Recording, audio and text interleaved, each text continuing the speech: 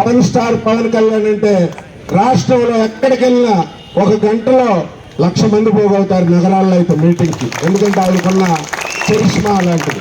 మరి నీతి నిజాయితీకి, పేద రైతులకి, కౌలు రైతులకు కూడా సినిమాలు చేసి కష్టపడిన డబ్బు ప్రతి రైతుకి 1,00,000 రూపాయలు ఇచ్చిన వ్యక్తి. మరి ఎప్పుడైతే మన నాయకుడు గౌరవనీయులు నారా చంద్రబాబు నాయుడు గారిని అక్రమ అరెస్టు తీసుకెళ్లి రాజమండ్రి సెంట్రల్ జైల్లో పెట్టినప్పుడు మరి చంద్రబాబు నాయుడు గారి లోపల కలిసి వచ్చి మాట్లాడి తప్పకుండా ఈ రోజు నుంచి మన ఇద్దరం కలిసి పనిచేస్తున్నాం తెలుగుదేశం పార్టీ జనసేన అని ఓటు చేయాలని ఆంధ్ర రాష్ట్రంలోని డిక్లేర్ చేసిన వ్యక్తి అంత పెద్ద మనసుతోటి పవన్ కళ్యాణ్ గారు.